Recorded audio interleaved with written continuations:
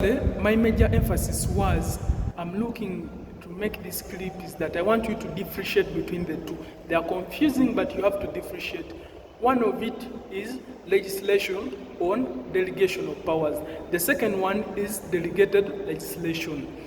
Legislation on delegation of power basically means those are laws that mandate someone to delegate his or her powers.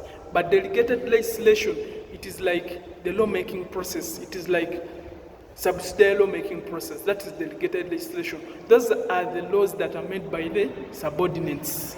Then I'll come first with the legislation on delegation of powers. The first article that we all know is Article 79, Clause 2 of the 1995 Constitution, which mandates Parliament to delegate powers to other bodies to make what? Laws. We also have Article 99, Clause 4 of the Constitution of the Republic of Uganda, which mandates the President can exercise his power through other officials. Then we also have Section 1 of the Transfer of Duties and Powers, the Transfer of Powers and Duties Act, which mandates that the President is empowered to exercise any power or perform any duty through a minister or a public officer. Then we also have Section 32 of the Local Government Act, which mandates that a minister responsible for the government ministry may, after consultation with the Minister of Local Government, delegate function, powers, and responsibility invested in that ministry to the local government council. Then we also have Section 33 of the Local Government Act, which mandates the local council may delegate some of its functions or responsibility and powers to the chairperson or a committee of the council. Then we also have Section 29 of the Interpretation Act, which mandates that any power confined or a duty imposed on the Attorney General by his or her under this act might be performed by the Solicitor General. Realize that the Solicitor General can perform on behalf of the or the Attorney General. Then that is legislation or delegated legislation of delegation of powers. Then we shall briefly look at the delegation within limits, or how is delegation limited. Then we go to what is called delegated legislation. Then delegation within limit. Basically here they want you to show that how is delegation being limited. First of it, we shall refer to Section 174 of the Local Government Act, which allows the minister to delegate powers and also impose some certain conditions, exemptions, or qualifications. Such limitation may include requirements of consultations on the issue, reporting on how a power is exercised, among others. So he's putting such limits on his delegation. So we also have delegation of discretionary powers. What do I mean delegation of discretionary power? As a general rule, delegation of discretionary power is prohibited. You cannot delegate discretionary powers. Let me give an example of a discretionary power that we know that we see that giving bail by the judges in court, it is their discretionary power. So they cannot delegate that power to someone else. Because discretionary power, you do that thing on your own free will. So you cannot delegate it. That is delegation of discretionary powers. Then we also have delegation of judicial powers, which is impossible. You cannot delegate powers of the judiciary. A judge cannot delegate his or her duties and responsibilities, and its delegation can be cancelled. You get? So basically here what you have to do is that the responsibility, when you look at the responsibility, the transfer of powers, function, and responsibility does not take away the responsibility or the aspects of accountability of the one or the hold of those powers. You get? Still he is accountable and is responsible. You get? So basically note that in mind. Then there's also a key point that you have to know is that all the exemptions to the general rule of delegation within limits. We are also under government departments. We realize that under government departments, for them, they enjoy a special rule whereby officials may act on the minister's behalf without any formal delegation of the authority. You get, when you read the case of Carl Turner versus Commission of Works and others, it portrays that thing very well, of 1943, where they say that public business cannot be carried out if they were not the cause. You get, so basically not in that. And also they also lamented, still under that case, that in the administration of a government in this country, the functions which are given to the minister are functions so multifarious that no minister could ever personally attend to them.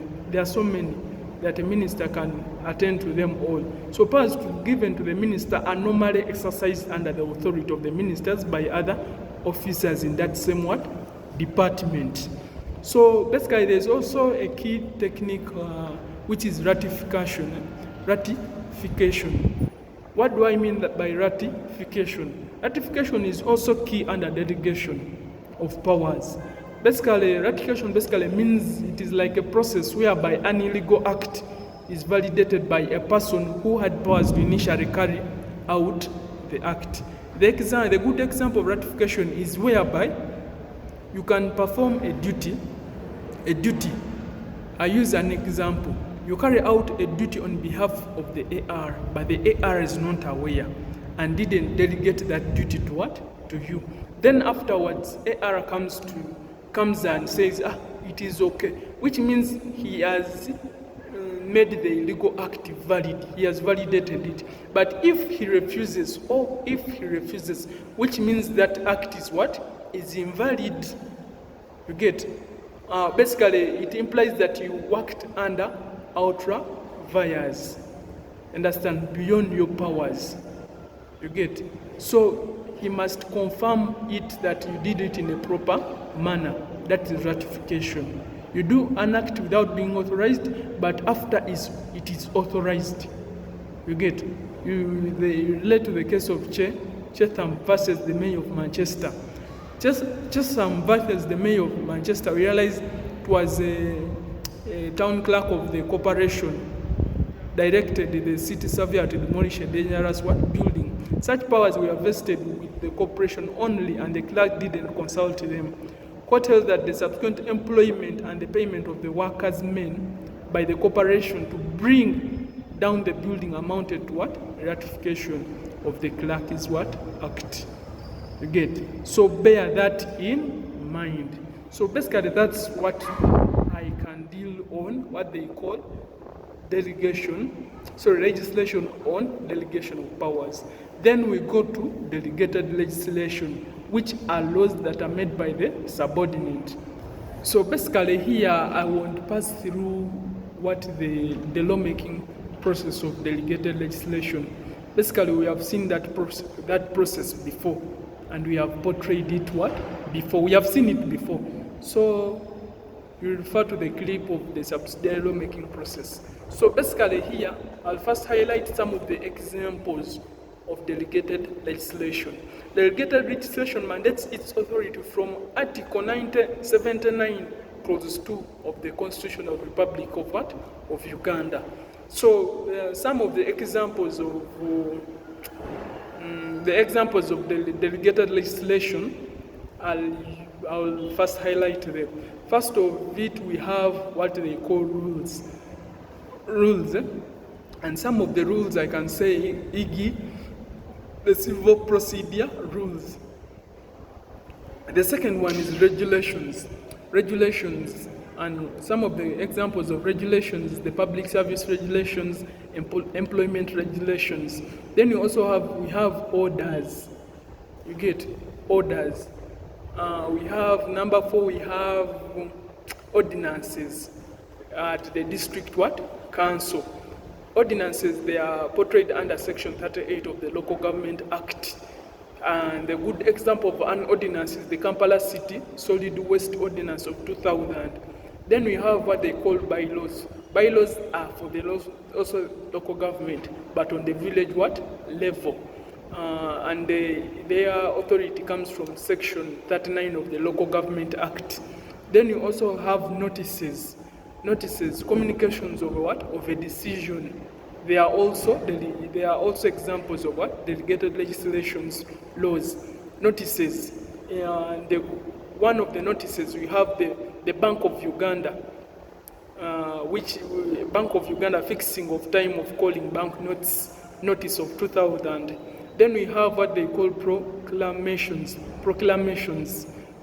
which they are regarding to the status or activities of a particular authority. We shall relate to Article 101, Clause 2, which empowers the Speaker of Parliament to issue a proclamation for the beginning of a parliamentary session. So basically, we have also what they call statutory instruments. Statutory instruments, basically, these are numbered and cited due to the publication in the Uganda Gazette. Then we have practice directions. What do I mean by practice directions? Basically, these are rules of procedure issued by a minister or a chief judicial officer. They give the legal proceedings in the way they are conducted. So those are the public the practice directions.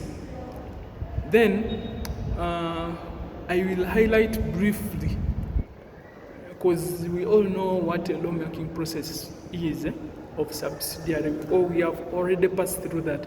But I'll give just an highlight or a hint. I'll give a hint on the procedure of making a delegated legislation. First of all, with this consultation. Secondly, publication, which is portrayed under Section 38, Clause 4 of the Local Government Act, which calls for antecedent and subsequent. Then 3, we have approval. Approval is done by the Attorney General, which is under Section 38, Clause 2, of the Local Government Act, whereby a district ordinance must be approved by the Attorney General. So basically, that is the highlight. For more details of that process, please visit another series. You'll find the process there. So basically, that is the hint. But under delegated legislation, there's what they call invalidation of subsidiary legislation. The invalidation. What do I mean by the invalidation of subsidiary legislation? Invalidation is whereby the subsidiary legislation is invalid. You understand? So we are looking at ways how it can be invalidated. You get one of it when it is inconsistent with the Constitution. That is one of it. Following Article 2 of the Constitution says that any law that is repugnant or that is inconsistent with the Constitution is null and void. You get? There is a case of Kanji versus Tanga Township Authority. That is a good case, whereby under that case there is a township law rule that stated that no one shall deposit any dust, refuse or as a matter on the streets. If on accumulation of rubbish is found near any person's house, it will be prima facie evidence that the owner of the house put it there. So that rule, was held unconstitutional because it was inconsistent with the constitutional principle of presumption of innocence. Then we also have when it is in conflict with any law made by a higher authority. When it is in conflict with any law made by a higher authority, this is clearly stated.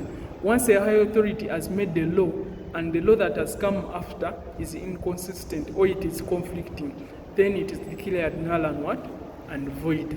Relate to the case of Koinange Mbuyi versus R. Case of Koinange Mbuyi versus R. That court held that the rule was invalid for the crop and livestock ordinance because it conflicted with the coffee industry ordinance, which allowed any person to plant coffee anywhere as long as he obtained what? He obtained what? A license. You get? So basically, we also have the rule against subdelegation. That is the delegated and non-delegate. That principle also comes here. The rule against subdelegation. If you have been delegated powers to make the law, you cannot also delegate that power for someone to make a law on your behalf. Refer to the case of Gulamani versus R.